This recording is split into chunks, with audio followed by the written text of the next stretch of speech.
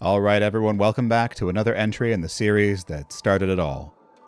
Today's story tells us a little more of what Sheriff Marconi has been up to since the incident, and how commonplace our otherworldly friend the Inspector has become to her. I hope you all enjoy the Neverglades Mysteries Family Plot. If I've learned one thing from my 20-odd years as a cop, it's that people are fucking crazy. Even in a small place like Pacific Glade, where half the town is just cliffs and trees, you run into your fair share of nut jobs. I can't count the number of times I've busted a stick-up where the perp turned out to be toting a power drill or a pair of particularly sharp garden shears. If you're cuckoo enough, you'll find a way to turn any household appliance into a murder weapon. Crazy people are just the start of our problems, though. Pacific Glade is a town full of monsters, and not all of them are human. Sometimes they like to put on a human face to blend in with the crowd, but no mistake. There's stuff out there that would make even the most hardened of men shit their pants and hide in a closet like a terrified child. I'm talking creatures that would sap you of your sanity, or feed off of chunks of your past, or make you hallucinate your dead loved ones. Call me a crackpot conspiracy theorist if you want, but I've seen it happen. I've lived it. And I've lost people close to me in the process. Sounds like a dangerous place, doesn't it? Luckily, our police force is one of the best in the nation. We have to be. We've seen enough weird shit to last a lifetime, and by now we know how to deal with it. Don't get me wrong, I've got nothing but respect for our other brothers and sisters in uniform, but something tells me they haven't dealt with half the crap we tackle on a daily basis. For newbies on the force, that can be a rude wake-up call. Take our latest recruit, a 20-something hothead named Zachary Atwater, fresh off the bus from the sunny beaches of Northern California. I knew from day one he'd be a tough egg to crack. Kids like him think they've seen enough road rage and drug deals to make them as seasoned as the rest of us, but put a gun in their hands and suddenly they don't know which way's up. I wondered what would happen when he faced his first weird case. Everybody on the force has that first one. That case that makes you realize you knew jack shit about the way the universe really works. For Officer Atwater, that case was a stick-up at the local grocery store. Some townie had barged into the store waving a fireplace poker. He broke some jars and stabbed a few people on the way to the deli counter, where he began shoveling hunks of meat into his jaw. Atwater and I were two of the cops sent to defuse the situation. The newbie liked to bark orders to sound all tough and intimidating, but the guy at the deli counter was too busy gorging himself to care. When Atwater inched a little closer, the townie turned and roared like a hungry animal, his eyes an acid green. A tangled mass of purple snakes burst from his open mouth and hissed angrily. "What the shit?" Atwater cried. Sure, it was weird, but no weirder than half the stuff I'd seen since Tuesday. I lifted my arm and spoke into the radio on my shoulder. "Send him in." The automatic doors at the front of the store slid open, and the lights overhead began flickering one by one. A shadow fell across the aisle. I stood aside as a 7-foot-tall figure in a trench coat and gray fedora walked past me. Plumes of orange smoke billowed from the cigar stuck between his teeth. The man at the counter noticed him approaching and stopped shoving meat into his gullet. A low whine issued from his throat like a frightened dog. "I'm giving you one chance," said the tall figure. "Evacuate your vessel, and I'll send you home. Burrow in any deeper, and you die." For a second, I thought the guy, or the thing inside him, might actually listen for once. But then he drew up his fireplace poker and made a stabbing motion towards the man in the coat. The tangle of snakes erupted from his throat again, their tongues flitting in and out like little red streamers. "They never learn," the tall man muttered. He strode forward, crossing the distance in just a couple steps, and grabbed the mess of snakes before the other man could even react.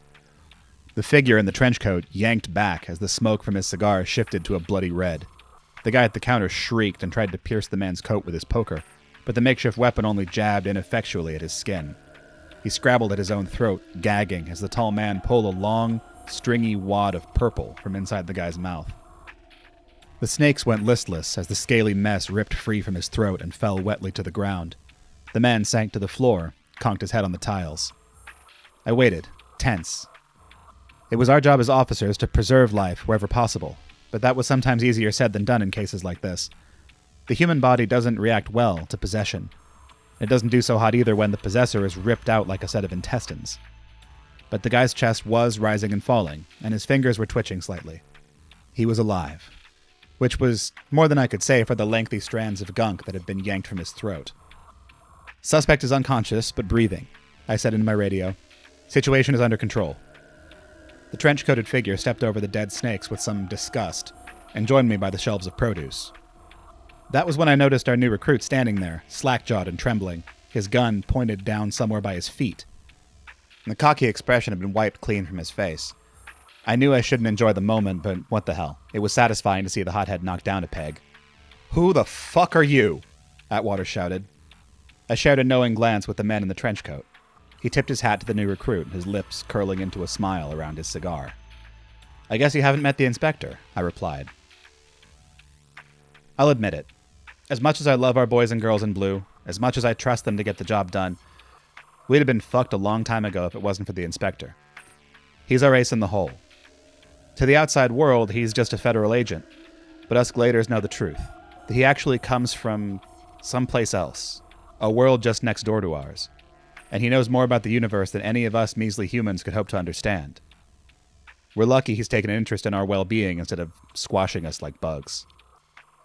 We've been through a lot, the inspector and I. And to me, he's more than just a secret weapon. He's a good friend. I think hanging around with us for so long made him a little more human. He'll even go out drinking with the crew after a particularly rough day on the force, although the inspector doesn't exactly drink, if you catch my drift. His glass depletes just like the rest of us, but I think he's probably just siphoning the booze into another universe or something. It's a shame, too, because I've always wondered how much alcohol it would take to get a being like the inspector sloshed. Some days just aren't drinking days, though. And on those days, the inspector will usually join us at home for a wholesome family dinner. My wife, Janine's the best cook this side of Pacific Glade, and she always has a piping hot meal ready for us when we roll in from the station. The inspector doesn't exactly eat either, but he's happy to sit with us and chat while we satisfy our bellies. Our family isn't the typical picket fence kind of deal. Apart from the inspector, we've also taken in Ruth and Stephen Hannigan, a mother and son who lost their home in the infamous Pacific Glade quake a couple years ago. Ruth's husband, Mark, was one of the best cops I'd ever had the fortune to know, and the inspector's partner on the force before me. We lost him, too, in the quake. Same with Ruth's son, Rory. The Hannigans were good friends of ours, and the least we could do was open our home to them after they'd lost so much. So that's us. A couple lesbians, a mysterious entity from another dimension, and half of a tragedy-stricken family. Hardly the nuclear model, but we make do. We're together, and we're happy. And in this crazy world full of monsters and madness and all sorts of suffering, that's really the best you can ask for. Atwater may have had his first oddball case, but for the rest of us on the force, it was hardly our first rodeo. Things had been escalating in Pacific Glade lately. All sorts of monsters were rearing their heads, some squatting in human skulls, others wandering our forests and streets in all their grotesque glory. Just the other day, I'd plugged this scorpion-cougar hybrid thing that had been terrorizing visitors at the Catamount campgrounds. If that image makes your head hurt, you're probably one of the sane ones. The inspector's at a loss to explain what's going on. We've known for a while that Pacific Glade sits on top of a rift in reality, and sometimes these beasties finagle their way into our world. Emphasis on sometimes. Most of these creatures are too dense to cross dimensions on their own. The last time we experienced an infestation of this magnitude, there was a team of scientists down by the lake who were letting these things in on purpose to study them. Talk about crazy. Near as we can tell, though, Capra and its experiments are long dead. Which is good, all things considered. We just know fuck all about why these incidents are happening again. It's exhausting. Even the inspector's getting drained. He doesn't talk about it, but I can see how gray his skin gets, how shabby his coat and fedora become when he's been in this world for too long. Sometimes he'll disappear for a bit into the strange dimension he calls home just to recharge his batteries. That's why I wasn't surprised to find him absent from our kitchen when I returned home after the snake intestine case. We had a guest staying with us for a few days, Ruth's cousin, Trina, who was in town to pay respect to her uncle. It was coming up on 2 years since Peter, Ruth's father, had been struck and killed by a runaway driver. I have to confess, I'd forgotten she was coming.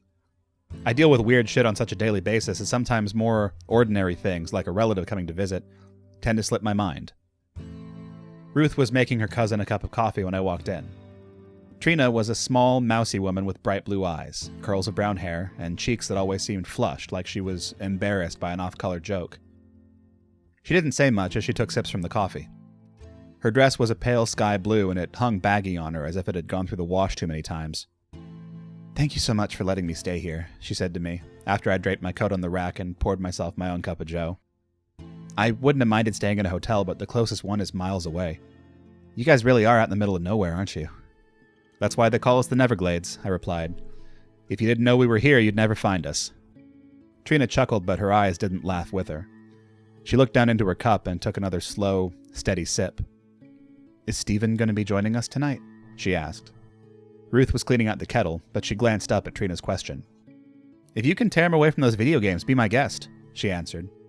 But I don't think he'd want to come anyway. He hasn't been down to visit the gravesite in a while. I think it might still be too upsetting for him. Trina nodded. What about you? It's not too upsetting for you, is it? Ruth placed the kettle aside to dry. She had her back to her cousin, but I could see her profile from here, and there was a sadness in her eyes. A flash of something buried, something she didn't want anyone to know. It was gone in less than a second. No, it's fine, she said. I like going to visit them. It's kind of cathartic. There was an energy in the room that hadn't been there before, so I took that as a cue to leave the cousins be. I took my coffee into the den and fumbled around the couch cushions to find the TV remote. I wasn't even sure what was on tonight, but mindless television was becoming my go-to routine after these daily doses of supernatural shit. I had just dug the remote up when my cell phone began to buzz. Hoping it was Janine calling to say she'd be home soon, I pulled it from my pocket and checked the caller ID. It wasn't Janine. Someone was calling me from the reception phone down at the police station. Part of me prayed this wasn't another case, but I'd been on the force long enough to know that that was wishful thinking. I held the phone up to my ear and said, Olivia Marconi speaking. Sheriff, said the voice on the other end. But they couldn't seem to say anything more without sobbing. It sounded like Abigail Shannon, one of our longtime officers. Her voice was warbly, and I couldn't make out more than a few words at a time. Easy there, Shannon, I said. I retreated to the far corner of the room and covered my other ear to hear better. Take it slow. Tell me what's going on. Abigail managed to steady her voice and come down to a reasonable volume. He just came into the station, she said, and she choked up a little. I was working the front desk, and he just walked in. I didn't know what to do. I wasn't sure if I should talk to him or if he was, a trick or something, like the kind of stuff you see that you and the inspector deal with. Who are you talking about? I asked. Who came into the station? Abigail went quiet for a moment. Then, her voice regaining its tremor, she said, We buried him. He was supposed to be dead, Sheriff, but he was there tonight. He was here. Don't go anywhere, I said, barreling into the hallway. I grabbed my coat from the hook and threw it on, keeping the phone tucked into my shoulder. I'll be there in 10 minutes. Where are you going? Ruth asked as I passed the kitchen. She came to the doorway and stood in the threshold, her face pale under the fluorescent lights. The station, I said brusquely. I'll explain later. Trina came over to join her cousin, a look of curiosity on her face. But I didn't have time to stop and tell stories. I pushed open the front door and hurried down the driveway towards my cruiser. If Abigail was right, then the dead appeared to be rising in Pacific Glade. I guess it says something about my fucked up life that the revelation didn't faze me in the slightest. I had been expecting some kind of disaster zone when I burst into the police station, but there were no alarm bells ringing, no shattered windows, or blood smeared across the walls. Morbid, I know, but my mind tends to go there a lot these days. Abigail Shannon was waiting for me at the reception desk. She rose and greeted me with a handshake. Her palms were trembling, and there was a haunted look in her eyes. Officer Shannon, I said, what happened here? Abigail swallowed. I was doing my crossword at the desk, like I always do, when the front door opened. I figured it was someone checking in, so I handed them the clipboard without really paying much attention. But they didn't take it, so I looked up, and it was him, standing there. It was Nico. A chill went through me. Nico Sanchez had been an officer here on the force, but he'd been brutally murdered at the station's Halloween party last year. This time it hadn't been some human whack job. An old enemy of the inspectors, some shape-shifting monster called the Semblance, had crashed the party and buried an axe in Nico's chest. Everything went to shit after that. Ruth and I were able to subdue the entity and keep it from slaughtering any more innocent people, but it still managed to give us the slip. We hadn't heard a peep from it in months. I had a feeling that was about to change. You're sure it was Sanchez? I asked. Abigail frowned. I think I'd remember my dead boyfriend, Sheriff. Fair enough, I replied. Was there anything weird about him? The last time the Semblance had shown its face, it had been wearing the shape of my old colleague, Mark Hannigan. The disguise wasn't perfect, though. Its body had been glowing slightly, like a neon bulb, and its eyes were solid blue, no irises or pupils. It was a pretty signature look. If the Semblance was wearing Nico Sanchez like a Halloween costume, we would know. I mean, the fact that he was here at all was the weirdest thing, Abigail said. But you're right, there was something off about him. His facial expression never changed. He was looking right at me, but his eyes were glassy, like he wasn't seeing me at all. And his skin was kind of waxy. Her brow furrowed in thought.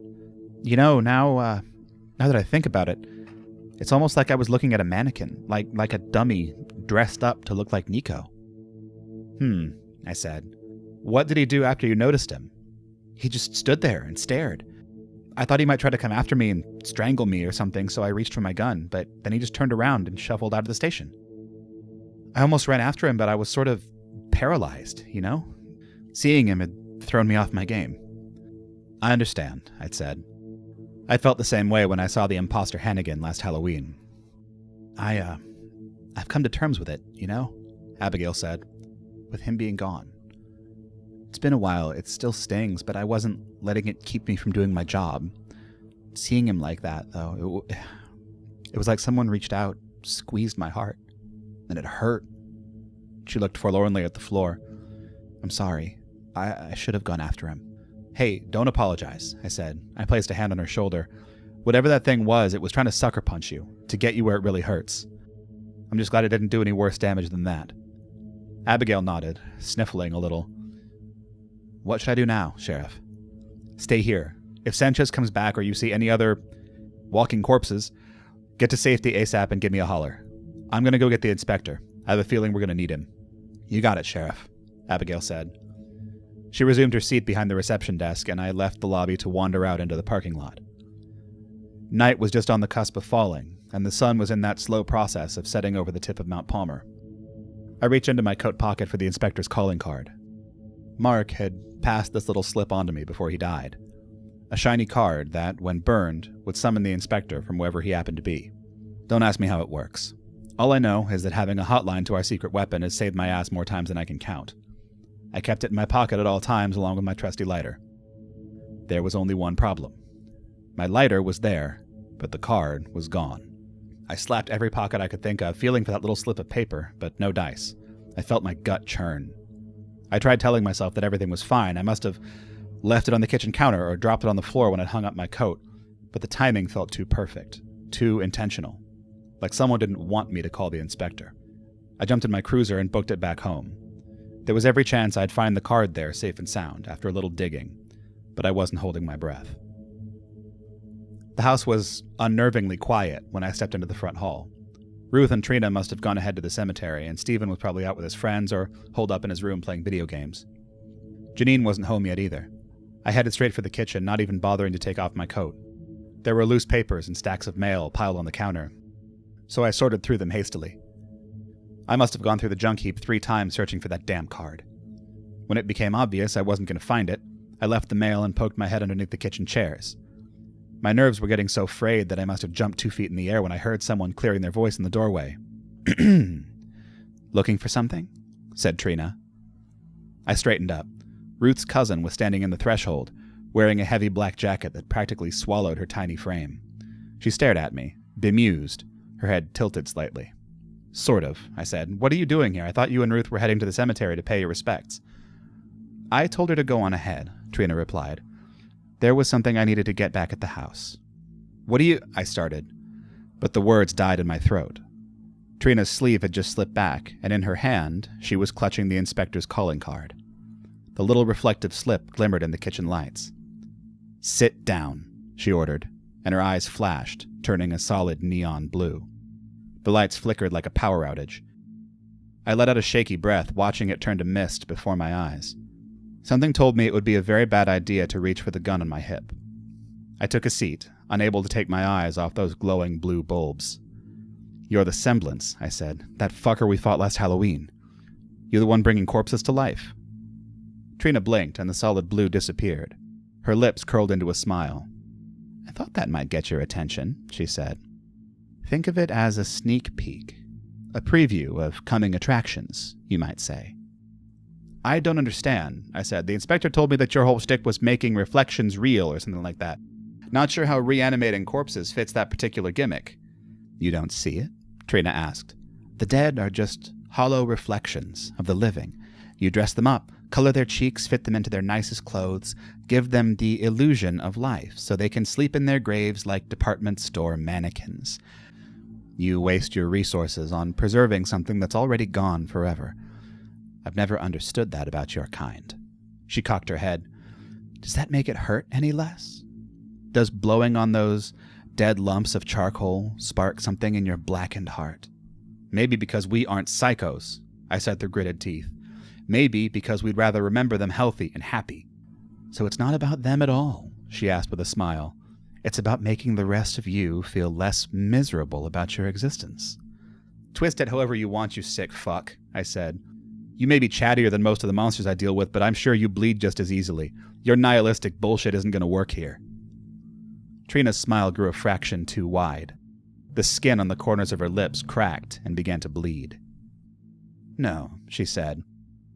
I always assumed you'd have a harder shell to break, Olivia Marconi. That's why I'm not going after you yet. Your time will come, just not tonight. What do you call this little powwow, then? I asked. Her eyes spun with a sudden surge of blue, like sparks forming in her irises. A distraction. I whipped the gun out of my holster and fired a single shot. In the time it took me to blink, Trina already disappeared. The bullet slammed into the far wall and shattered a mirror hanging in the hallway. I got up hastily and left the kitchen, flinging open the front door. The night outside shivered with faint gusts of wind, making the grass rustle. I couldn't hear a sound. No voices, no footsteps, not even the rumble of a car engine. I didn't know how Trina had vanished, but I had no doubt she was far away from here by now. Our whole conversation had been one big misdirection. I wasn't the semblance's target tonight, and if what it said was true, that Nico's walking corpse had just been a preview of coming attractions, then I had a feeling we'd be overrun with zombies before the night was out. It sure would have been nice if my one hotline to the inspector wasn't in the hands of a psychopathic, shape-shifting monster. Shit, I breathed. Ruth had gone on ahead to visit the cemetery, which meant she was neck-deep in Zombie Central. The semblance's intentions were brutally clear. Ruth was its main target, and if I didn't get to her in time, she wouldn't survive the night. I leaped into my cruiser and peeled off down the street. This is Sheriff Marconi, I barked into my comm radio. Any officers in the Pond Street area converge on Locklear Cemetery. I repeat, converge on Locklear Cemetery. We have a situation. The comms went silent for longer than I would have liked. Then, with a crackle, This is Officer Atwater. I'm on my way. I swore under my breath. Our hot-headed rookie wouldn't have been the first person I'd asked to cover me in a situation like this. But no more voices came crackling through my radio. No more backup was on its way. Atwater was all I had. I sure as hell hoped that would be enough. The streets were almost empty, and the few cars I did encounter pulled aside when I roared by. The stretch of road leading up to Pond Street was at the very lip of the forest, surrounded on both sides by a fringe of towering trees, and I couldn't see a damn thing as I rounded each corner. Every time I drove down this way, I half expected to go careening off the road and straight into a tree trunk. My fingers were white-knuckled on the wheel as I took each turn, treading that careful line between speed and caution. Locklear Cemetery was situated on a hump of land in the middle of the forest, just a hop, skip, and a jump away from Lake Lucid. I nearly spun out when a huge swarm of black birds flapped past my windshield, like something out of a fucking Poe story. These crows had been out full force every time I'd come down to visit the Hannigan family plot. I was getting close. I just hoped the semblance wasn't closer. The trees parted, and the slope of the cemetery rose up to meet me. I skidded to a halt by the gates and climbed out of my cruiser. Atwater had already parked nearby, his lights dark. He was leaning against his car and fiddling with the safety on his pistol. His frat boy frame cast a bulky shadow in the moonlight. "What are we dealing with, Sheriff?" he asked. Honestly, rookie, explaining would take longer than we got. I pulled out my own pistol and stepped up to the cemetery gates. They were still open at this hour, but everything beyond them was drenched in the shadow of night, each gravestone outlined by the moon above. Let's just say that if anything bursts from the ground and tries to shamble towards you, put a bullet in its head. Zombies? Seriously? Atwater scoffed. You expect me to believe in that shit? I expect you to shut up and do your job, I replied. Come on, we're wasting time. I raised my gun and hurried into the cemetery, my footsteps heavy on the dirt path. Atwater trailed behind me with all the stealthiness of a gorilla. There was no one else out and about. Ruth preferred some privacy when she came to visit her family, and the emptiness was putting my nerves on edge. The full moon was up, and each gravestone cast elongated shadows across the grass. Living in the Neverglades, you come to assume that every shadow is hiding a monster, It's how you stay alive. We reached the top of the hill and two figures came into view, their black coats almost hidden in the darkness. Ruth was bent down over her family's graves, placing something I couldn't quite make out beneath bold headstones. Trina stood above her. Her back was turned to us, but I could see her hands glowing with a soft blue tint, her nails elongated like a mountain lion's. She drew back her hand to strike. I planted my feet and aimed my gun. "Back off," I barked, loud enough to send birds scattering in the trees, "or I'll put a bullet in your brain." Ruth glanced back, surprised. She saw Trina's descending hand just in time to avoid a slash across the face, but the claws still raked down her arm, sending a splatter of blood across Rory's headstone. She cried out and fell backwards. I fired a succession of quick shots, but the semblance leaped aside before any of them could land. It got its balance quickly, black coat flapping. "Atwater, get Ruth to safety," I shouted. "Which one's Ruth?" he shouted back. "Fuck's sake, the one being attacked." Atwater barreled past me and fired a few shots of his own, and this time one connected, sinking into the semblance's shoulder. It grimaced and staggered back. In the time it took for it to recover, Atwater had already reached Ruth and started dragging her away from the gravesite. She swayed unsteadily as she fled with him. Her sleeve was still bleeding, but she was pressing her other hand against the wound to staunch the blood the best she could. The semblance's face turned into a wicked snarl. It lifted its hands, palms up, as if about to start some incantation. Then the ground beneath the family headstones began to rumble. Hands burst through the soil, straight up George Romero style, and two bodies heaved themselves out of the graves. One was an old man, clutching a carved wooden cane. The other was a young boy, barely in his adolescence, his dark hair slick with blood. Dirt tumbled from their bodies as they rose slowly to their feet. "Rory?" I heard Ruth whisper. "Dad?" "What the fuck?" Atwater uttered. I was ready to put a bullet between both of their eyes, but a sound from behind me made me pause. I whirled around to see a dozen more dirt-stained figures walking towards me, striding with the full confidence of the living, no shambling dead here. Their faces were waxy, just like Officer Shannon had told me, and their skin had a weirdly glossy sheen.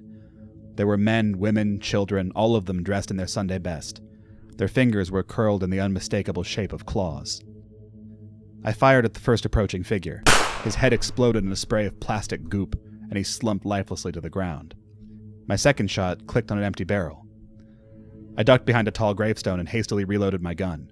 There were too many for me to handle alone, and between the semblance and the zombies of Ruth's family, I was sure Atwater had plenty to deal with on his end. What we could really use right now was the inspector, but he was somewhere out of our reach. Or was he? I stuck my head around the headstone and glanced over at the semblance. It was still lifting its hand to summon more of the walking dead, its head turned to the sky. The inspector's calling card was just barely visible in its coat pocket. I could see the little reflective glimmer in the moonlight. One of the zombies grabbed onto my arm, and I let out a hiss of surprise. It was a woman in a flowery dress with long, flowing hair. Her nails were remarkably sharp, so I elbowed her in the face and broke free, darting out from behind the gravestone. I only had one shot at this. If I missed, the semblance's undead minions would tear me apart like papier-mâché. I got in position, took aim, fired. The bullet zipped through the air and struck the semblance clean in the chest, right on the inspector's calling card. A single bright spark flashed across the material, casting a quick rainbow shadow across the surface. The semblance staggered back, slapping a hand to its chest. "No," it breathed. The sky overhead darkened, taking on a deep purple tinge, and I looked up to see a shadow creeping across the face of the moon. Thick fog began to billow around my feet, enveloping the rows of headstones, turning everything that same shade of violet. The zombies stopped approaching. Their legs appeared to be rooted to the ground, the soil reaching up like hands to trap them in place. Then he appeared, the inspector. He strode out of the mist in all his 7-foot glory, teeth clenched furiously around his cigar. The mist that now swept along the ground seemed to be issuing directly from its tip. The moon resumed its usual shine as he stepped forward, hands in his pockets, to confront the semblance. "I should have known you wouldn't hide forever," he said in his gravelly voice. "Whatever you're up to, it ends tonight." Trina's face twisted into a scowl. "Inspector," the semblance hissed. There was a curious echoing quality to its voice, like a dozen people were speaking through it at the same time. "Bold of you to show your face tonight. Things didn't work out so well last Halloween, I remember." "Back then you had the element of surprise," the inspector said. "I promise you, You've lost that particular advantage.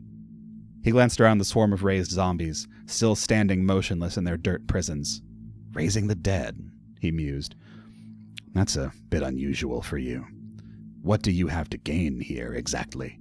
The semblance glared at him. You're looking at this all wrong, it growled. What you should be asking yourself is what do you have to lose? Enlighten me, the inspector replied. The smoke billowing from his cigar took on a warning shade of red.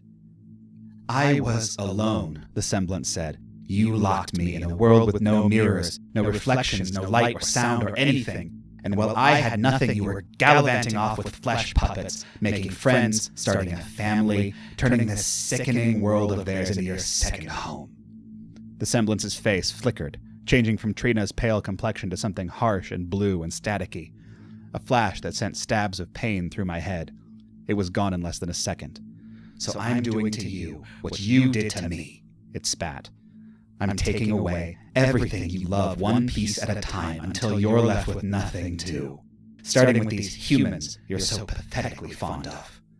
You're a coward, the inspector said, his voice low and threatening, using these people as pawns, just to satisfy your thirst for revenge. It's petty. It's beneath you. Our fight is between us. It always has been. The semblance's lips pulled back in a toothy leer. This isn't a fight, it said. It stopped being a fight a long, long time ago. Now I just want to make you hurt. Funny, I said. We've got that in common. The semblance whirled around.